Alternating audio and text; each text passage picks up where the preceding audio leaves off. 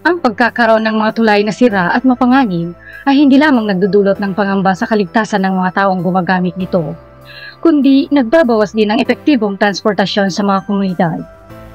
Sa Pilipinas, mayroong ilang mga tulay na kinikilalang pinakadelikado sa buong bansa dahil sa kanilang lumang construction at kawalan ng sapat na pagpapanatili.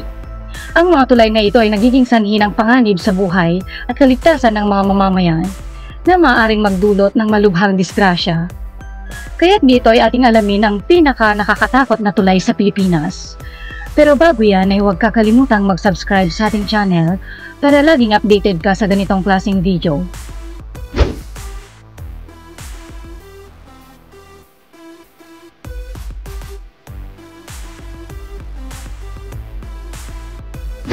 Seven, Tigbao Hanging Bridge.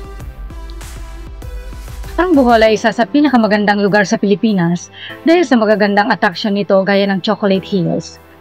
Dito rin matatagpuan ang isa sa mga pinaka-nakakatakot na tulay, ang Tigbao Hanging Bridge na tinatawag ding Twin Bridge dahil sa dalawang tulay na magkabilaan.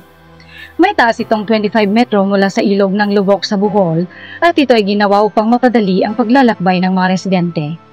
Ito ay isang nakakatakot na tulay lalo na sa unang tingin dahil sa walkway na sahig na kawayan na nagbibigay ng impresyon na napakalambot.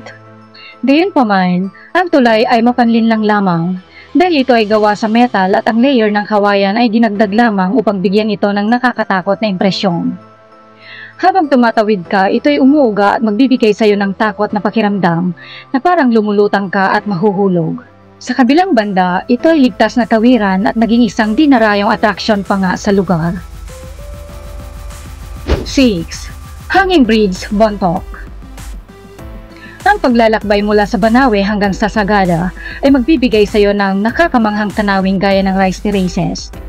Dito rin makikita ang Hanging Bridge sa Bontoc, isang second-class municipality na siya rin kabisera ng Mountain Province. Hindi ka pa nakakatawid, magdadalawang isip ka na kung tutuloy ka pa ba o hindi na. Sa itsura pa lang kasi ay tiyak na magpapanginig na sa iyo hanggang buto.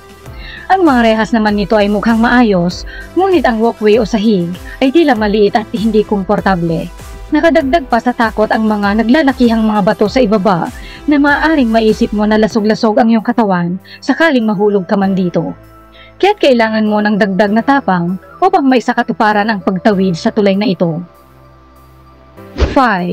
Hanging Bridge, Benguet. Ang bayan ng Tuba ay isa sa pinakamatanda at orihinal na bayan ng Cordilleras. Ito ay tinaguri ang Gateway to Baguio. Ang lugar na ito ay sikat sa mga hot spring. Bukod dyan, matatagpuan din ang lumang hanging bridge sa Sitio Asin, barangay ng Alisan sa bayan ding ito, na ginagamit na sa panahon pa ng World War II, kaya't kapansin-pansin ang kalumaan nito. Kung tatawid ka rito ay kailangan mong mag-ipon ng lakas ng loob upang malabanan mo ang panginginig sa takot. Mas mabuting kumapit ka pa ng mahigpit dahil madaling umugoy ang tulay habang tumatawid ka patungo sa kabilang dulo. Kung titingin ka sa ibaba ay maaring alam mo na ang kalalagyan mo. Ang tulay ay gawa sa mga bakal na kable at ang sahig o walkway ay gawa sa metal sheet na sa katagalan ay kinakalawang na at makikitang butas-butas pa ito. 4. Ambuklao Hanging Bridge. Ang Ambuklao Hanging Bridge ay isang pedestrian suspension bridge na matatagpuan sa Bocod, Benguet. Ang tulay ay makikita sa ibabaw ng isang bangin at nagbibigay ng magandang tanawin ng Ambuklao River at ng mga paligid na bundok. Kahit na ito ay tinuturing na isang sikat na atraksyon para sa mga turista, kilala rin ito bilang isang peligrosong destinasyon dahil sa lumang istruktura nito. Ang pagkakagawa ng tulay ay tila matibay naman at kayang tumanggap ng 10 tao ng sabay-sabay. Pero kung titingnan mo ang tulay ay hindi mo maiiwasang matakot dahil sa haba nito na 290 metro at sa kataasan nito. Dagdag pa ang umaagos na tubig na amoy sulfur sa ibaba ng tulay na mula sa Daklan Spring. Ito ay gawa sa mga kable na bakal.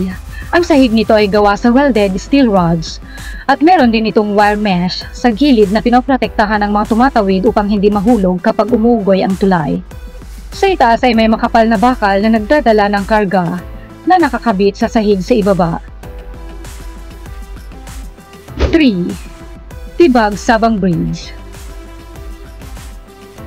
Ang Tibag Sabang Bridge na matatagpuan sa Barangay Zambali sa Baler, Aurora, na nagtatawid sa Tibag Sabang River na hango sa pangalan nito. Sa unang tingin mo pa lamang dito ay magdadalawang isip ka ng tumawid sa tulay na ito. Ito ay isang nakakatakot na tulay na may maliit na bakal na nagsisilbing pundasyon ng mga sahig na kahoy na magkakalayo ang pagitan, na sinusuportahan ng mga kalawanging bakal na hawakan. Ang ilang turista ay inilarawan itong pinakamahaba at nakakatakot na tulay na nakita nila. Ito ay nagdudulot ng pagkahilo sa ilan at napapaatras pagkatapos ng ilang hakbang pa lamang. Ito ay isang tulay na nakakatakot na kayang pumigil ng iyong paghinga sa nerbiyos kung hindi ka sanay.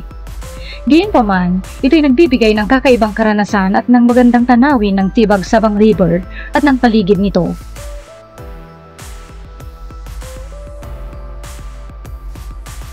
2. Likuan Baay Hanging Bridge. Ang nakakatakot na tulay na nagdurugtong sa dalawang bayan sa Abra, ang Lacob at Likuan Baay. Sa halip ng modernong disenyo, ang tulay ay binubuo ng simpleng mga kahoy na tablang maliliit na ikinabit sa pamamagitan ng kinakalawang na bakal. Kaya naman madaling masira ang tulay sa mga kalamidad, dahilan upang mawala ang mga harang o tablang kahoy. Dahil sa ilang parteng kahoy na butas at kalawanging bakal na nagsisilbing pundasyon nito, ang pagtawid sa tulay ay nangangailangan ng pag-iingat at kahandaan upang maiwasan ang mga aksidente. Gayunpaman, ang matatapang na mga lokals na taga Likuan Baay ay patuloy pa ring tumatawid sa tulay bilang isang normal sa araw-araw na gawain. 1. Agas-Agas Bridge. Ang Agas-Agas Bridge ay isa sa pinakamahalagang infrastruktura sa rehiyon ng Eastern Visayas dahil ito ay nagdudulot ng mas mabilis na paglalakbay para sa mga tao at mga kargamento. Ito ay matatagpuan sa Sogod, Southern Leyte. Itinayo noong panahon ng Administrasyong Arroyo at may taas na 84 metro na ginawang opisyal na pinakamataas na tulay sa Pilipinas. Ito ay may habang 350 metro at nakakahalaga lang naman ng 1 bilyon pesos na pondo mula sa JICA. Dahil sa kanyang taas, ang tulay na ito ay naging tanyag dahil sa magandang tanawin na masasaksihan mula sa itaas. Ngunit dahil na rin sa kanyang lokasyon na nasa mataas na lugar, ito ay hindi ligtas sa malakas na bagyo o lindol. Dagdag pa rito ang lugar na ito ay nasa isang lugar kung saan mayroong malakas na bugso ng hangin. Kaya't dapat laging maging handa ang mga taong dumaraan dito. Bilang mga mamamayan, mahalagang maging mapanuri sa mga tulay na ating ginagamit at dinaraanan, magbigay ng impormasyon sa mga kinaukulan kung mayroong nakikitang mga senyales ng pagkasira o kawalan ng kaligtasan sa mga tulay. Ikaw kaibigan, mayroon ka pa bang ibang alam na pinaka-nakakatakot na tulay sa Pilipinas? Paki-comment lamang po sa ibaba. Maraming salamat.